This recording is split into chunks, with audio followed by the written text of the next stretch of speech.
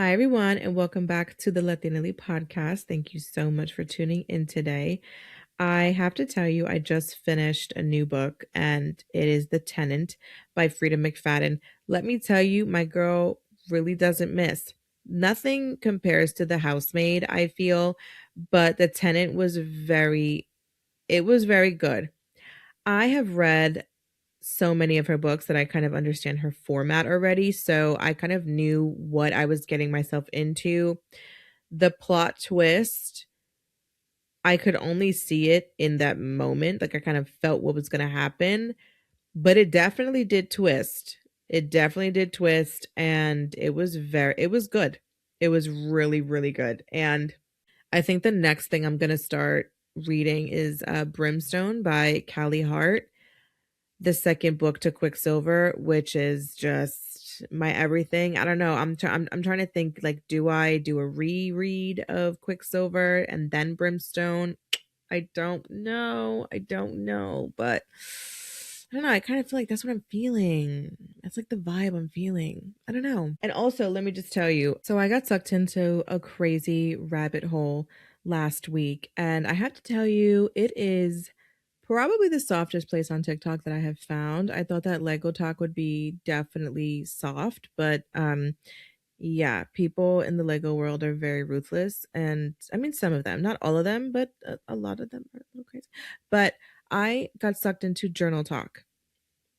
And an avid journaler, pretty much from the time I could start writing, I was the girl that had the password journal. Like, you could not get into my journal. Not that anyone was searching to get into my journal.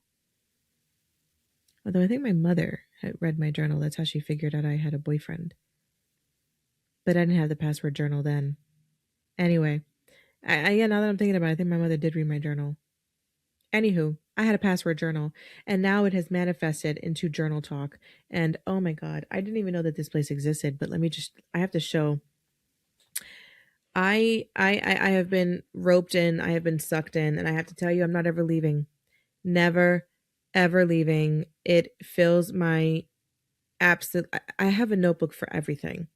I have a notebook for my designs, my daily journal, like diary. I have a book for business ideas, book ideas, a manifesting journal. I mean, I have a journal for everything you could possibly imagine, and they're all separate. And so I basically had a 10 book journaling ecosystem, and I was just like, this is not it for me. So what I'm holding in my hand now is the way that I'm functioning. And I have to tell you, I don't ever think I'm going to go back, babe. Never, ever going to go back. So I am going to show you first. This is a trifold traveler's journal. This comes from a shop called Paper and Patina on Etsy. And the craftsmanship is absolutely beautiful. I did get it embossed. I have two charms that came with it. I added my own. It is just everything. I have my letters to God in here. I have a little journal that highlights the things that my kids have done that day so that I never forget. And then I have my, personal daily journal. And this has just all of my deepest, darkest secrets in it. And I love her so much. The red is like, it's giving so chic. Like, she's my chic mama. Then I have my pocket journal that I actually made myself, which then it's also then pushed me to like want to make journals, because this particular template that I designed, now I made one for my dad. He took it to work. Now I've got 3 orders from his job. I've got 3 orders from family members. So I'm very gagged and I'm very geeked by it. I have 3 notebooks in here. I have my commonplace journal, I have a brain dump, and then I have my podcast journal. So I have so much in here. Like, I have little folders. I have a little pocket folder that has like pictures of my kids. I have stickers in here. Like, I am living my absolute best life. This is my utilitarian mama where like shit gets done. So I love the brown. I love the cording. Oh my God, it is giving me absolutely everything. I never realized I could have a hyperfixation of a hyperfixation, but here we are. Here we are. And it has just led me to the most wonderful sort of creative bursts. And I just love it so much. So let's get into today's episode, because What I want to talk about is something that's really simple, and yet it's one of the hardest things to name. It's also, I think, one of the hardest things for people to understand that have never like heard the phrase before. And it is, to be seen is to be loved. And I remember having a conversation with someone about this, and they were like, "Well, what do you like mean by that?" And it's a quote that we've all heard before, but lately I've been seeing it everywhere, and I don't think it's by accident. I think it's very much on purpose, and I feel that it's very on time for where we are in 2026 right now, because when people don't feel seen, it's not that they just feel sad. They feel misunderstood, they feel invisible, and when you internalize that and you feel that too long, too often, you start to question your worth. You start to turn it around on yourself and say, is there something wrong with me? Is there something that I'm not doing? So today I really wanted to talk about what being seen actually means. And I also want to talk about why so many people are missing the point, missing the plot. And it's almost like y'all don't want to. And especially now, why learning to see yourself first is one of the best things that you can do to ground yourself. And let me just say this to you before I continue. To be seen is to be loved. There are different levels of relationships in which this applies, and then there are other relationships in which this does not apply at all. What I am talking about today is when this applies, when it is key, when it is vital, when it is necessary for your relationship, whether it's platonic or romantic. This is, this whole notion of to be seen as to be loved is because we love that way. I know I do. When we feel this so deeply, to be seen as to be loved, is because we see the people that we love. And I think that there's a collective showing up visually online. There's a lot of nostalgia. People are doing the 2016 trend. There's a lot of self-discovery going on online, and I think more so a lot of people are realizing that when you put a name to an emotion that you feel, not only does it validate how you feel, but then it also strengthens how you can navigate through that emotion. And what we're talking about here is attunement. And I'll get into what that means. But to be seen is to be loved. And why everyone keeps on pushing that quote is because they feel a lack of attunement in their relationships in their life, in which this attunement should be almost at the forefront of these relationship dynamics. Because when we talk about being unseen, it doesn't just hurt our feelings. It's not just something where it's like, oh, you hurt my feelings, you don't see me.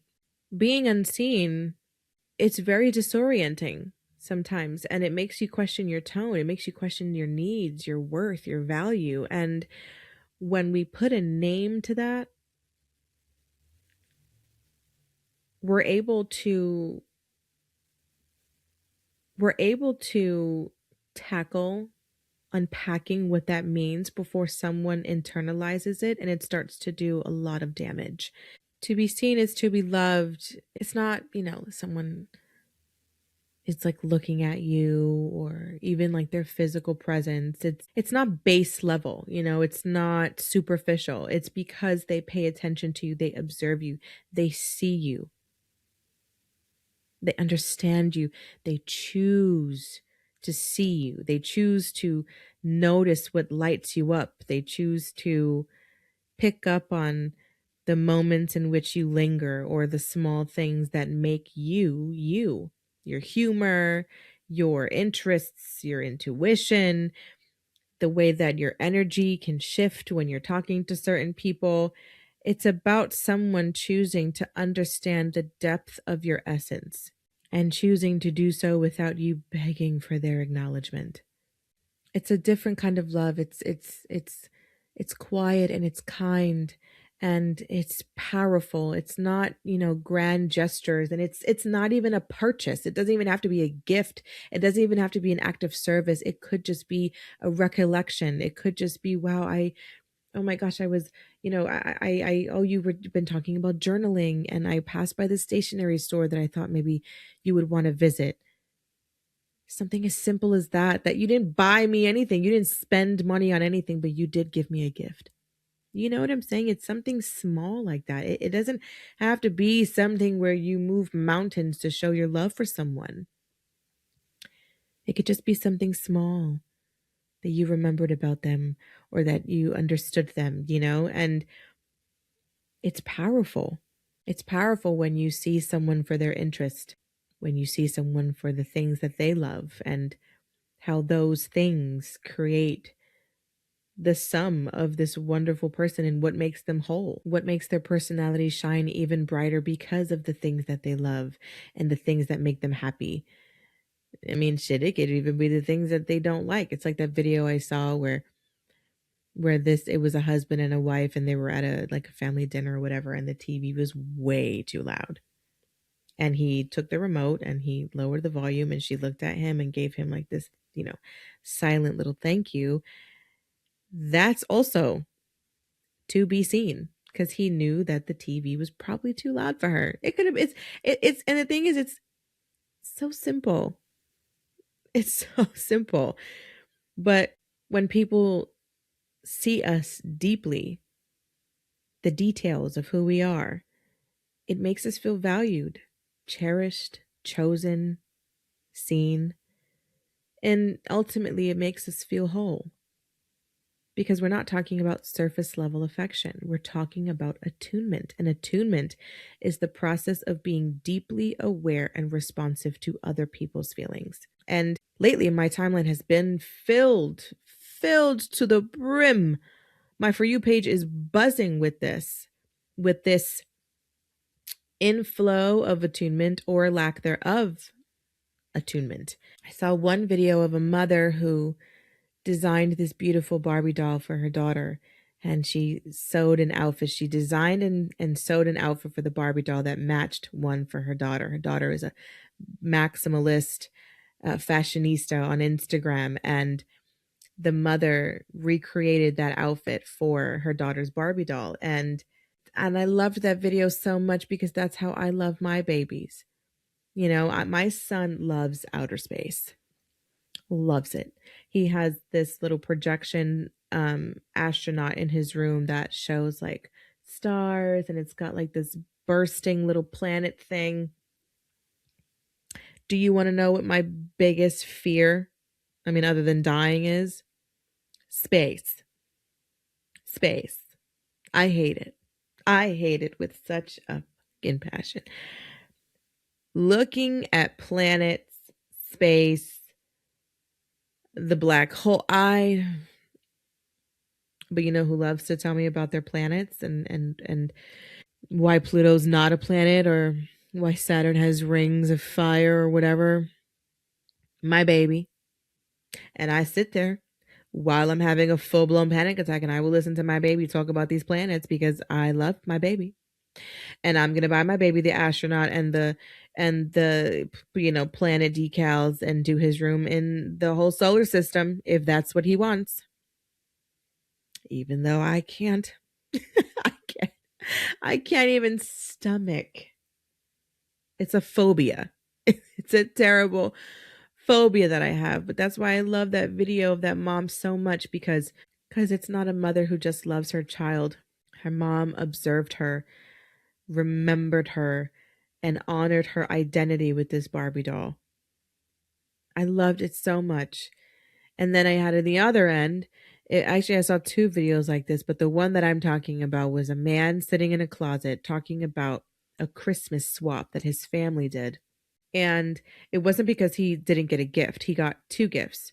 One gift from a sister that I don't really think that he's that close to, and one from his mom, who was supposed to be, I don't know if it was a secret Santa I don't know that it was secret. I just think it was like a gift swap. You got a name of a person and that person, someone else got your name and what have you, just to make sure everyone got a gift.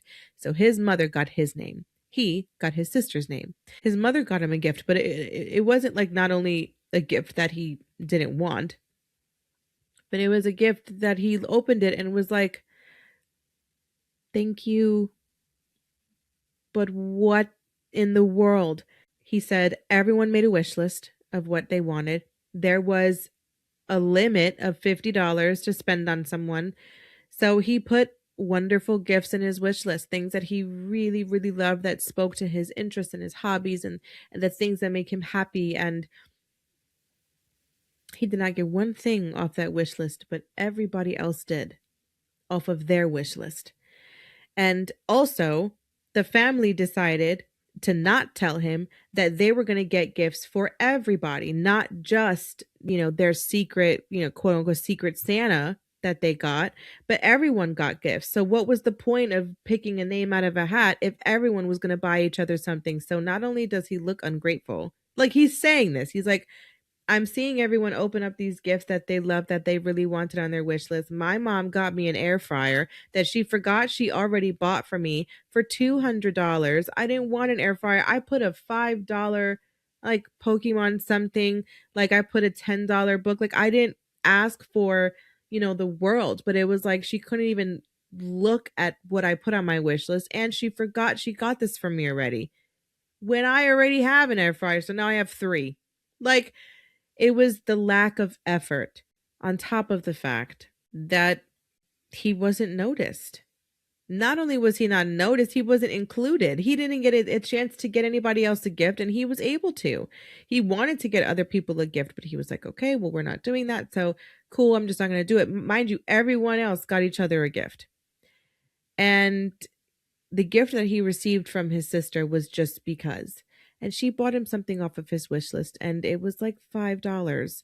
But I guess they don't really get along, but she got him something because he was going to be there and they hadn't seen each other. But that meant more from a sister that he does not talk to than a mother that is supposed to know him and love him got him something that she forgot she already got for him. Now, do I understand that some people are just blissfully blind to other people? Sure. But I think it's really difficult when you see that same mother pour into her other children and she sees them and she made them things that she knew that they loved and got them gifts because they mentioned it one time, and he's sitting there seeing all of this and he's heartbroken. So he's not hurt because he didn't get a gift. He's heartbroken because no one notices him. And people missed the fucking plot online. People were like, you're entitled. At least you got something. There are people that are starving and yada, yada. But it's not about the gift. And that's what he said. He said, and like, I knew immediately. And especially as a mom, that broke my heart.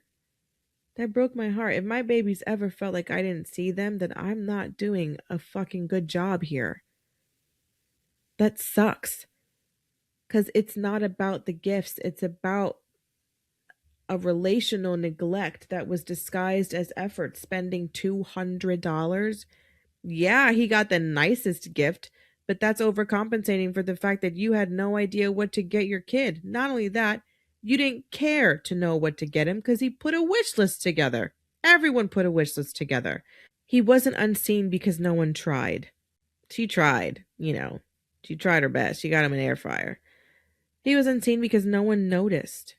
And there is a different effort without attunement can still leave people feeling very much alone and very much invisible. And I think that's what a lot of people struggle to articulate, because when we feel these things, we don't know what it is. Especially in relationships, like I said before, these relationships, the attunement is shit. Not for nothing. It's kind of a no-brainer. It's kind of something that should already be there. A mother, a lover, a best friend, a sister that you're close to, a sibling that you talk to, that you're close to. You know what I'm saying? Like, it should be there. Hello? We're not talking about that I'm a friend that you talk to every third year of the lunar, you know what I'm saying? Like, what the fuck? Like, this is something that should kind of be, I mean, I don't know, a bare minimum, not for nothing. But when we don't know what that means, the lack of attunement, when we can't name what it is that we're missing, we start to then say, well, if I can't name it, then maybe what I'm feeling doesn't exist. Maybe how I'm feeling is all in my head and I'm just overreacting. Maybe it's just me. No, it's not. It's not just you. If you don't feel seen, that is a lack of attunement from the people that you love. And the thing is, you can be loved. I'm sure people love you.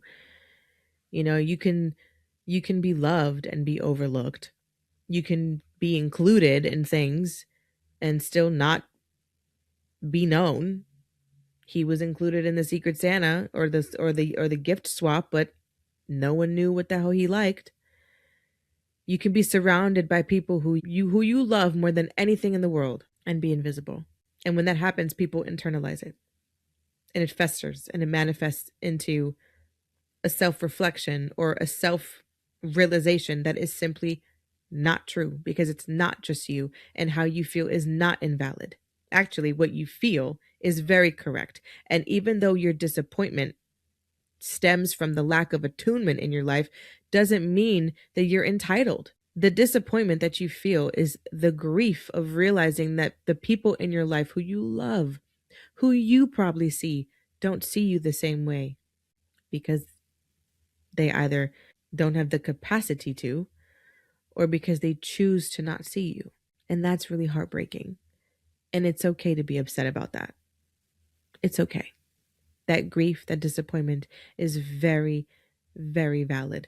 But here's where it gets a little deeper. And I think that we're seeing this more and more now, where, yes, we do seek, external goals and accomplishments. We are seeking the house, we are seeking the love, we are seeking, the promotion and the career and the money. We are seeking all of these wonderful things. But I think for a lot of us, we are shifting to a duality of external achievements and internal achievements. And with that, a lot of us are practicing in self discovery. We are choosing to achieve things within ourselves for ourselves. And we understand what those are with self discovery, because, yes, being seen by others is very nice. It is grounding and it regulates us and it makes us feel whole and it makes us feel seen and it makes us feel validated that the love that we place onto other people is placed correctly because they feel the same way about us. But there's a harder truth that I think a lot of us are starting to realize now, is that if you don't know yourself, if you don't see yourself truly for who you are, then you can't recognize when you're being misseen or overlooked. You don't know what that looks like because you don't see yourself. So, how can others see you? Because learning to see yourself is an act of love to truly see yourself, and discovering over and over again who you'll find in that search. Learning what excites you, learning what makes you ecstatic or elated or manic, even, and learning what makes you happy and what makes you feel at peace, learning what drains you, learning what overstimulates you, what you desire and what you tolerate and what you shouldn't. And when you see yourself, you recognize your worth, you recognize your boundaries, and I think you become a little more acquainted with your spirit. And I think a lot of us need that now. And it's important to see yourself. It's important to understand yourself, because when you see yourself and you love and value yourself, you stop mistaking familiarity with intimacy. And you stop mistaking someone's bare minimum effort for understanding. You stop begging to be recognized in rooms where people couldn't give a shit to look for you in the first place. And that's really important. We are going into the year of the horse. That starts on the 17th of February. So if you're still feeling this lull of last year, very valid.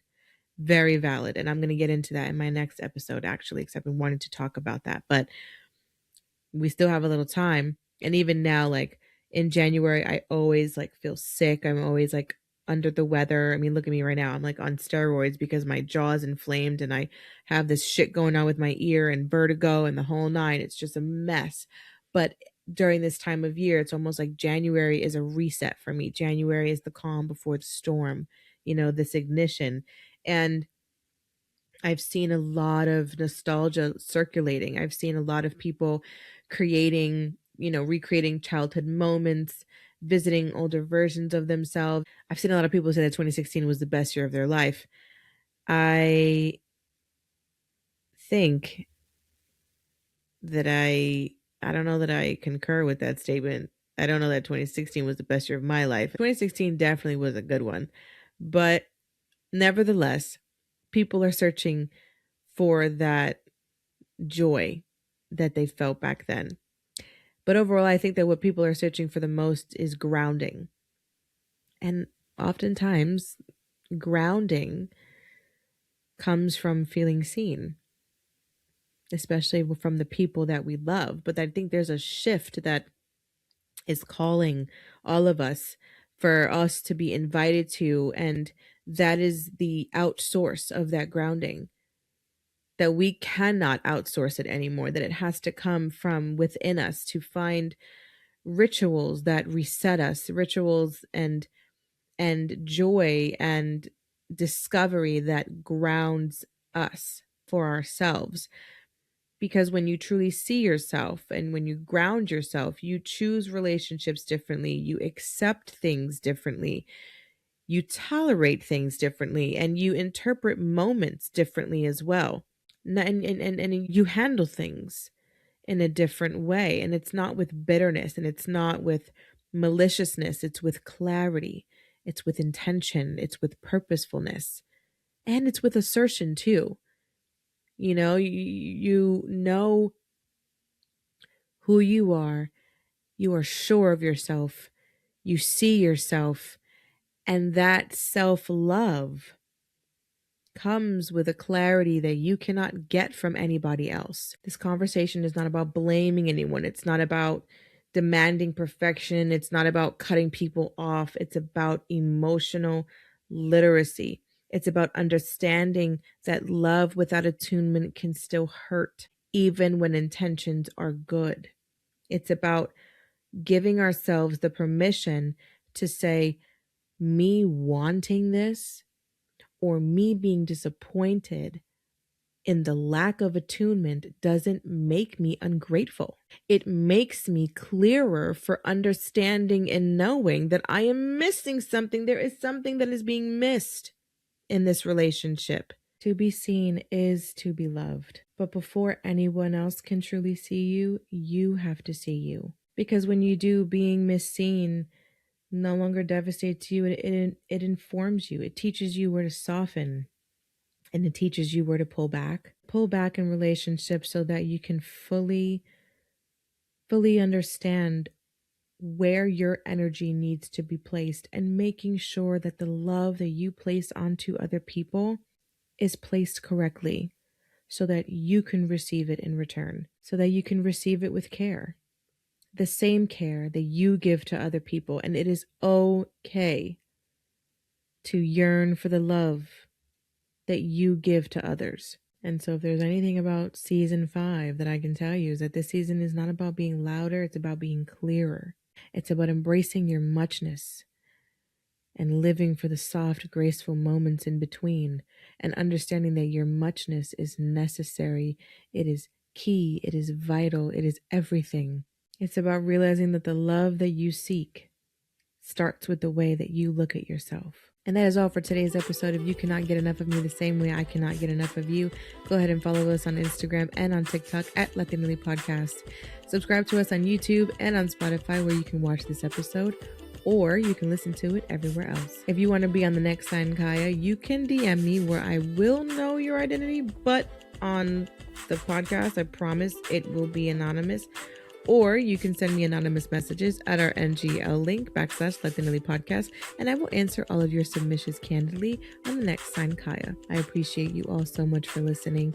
I am Kaya Burgos. This is the Latinaly Podcast, where we are untamed, uncensored, and always unapologetic. I will see you next week.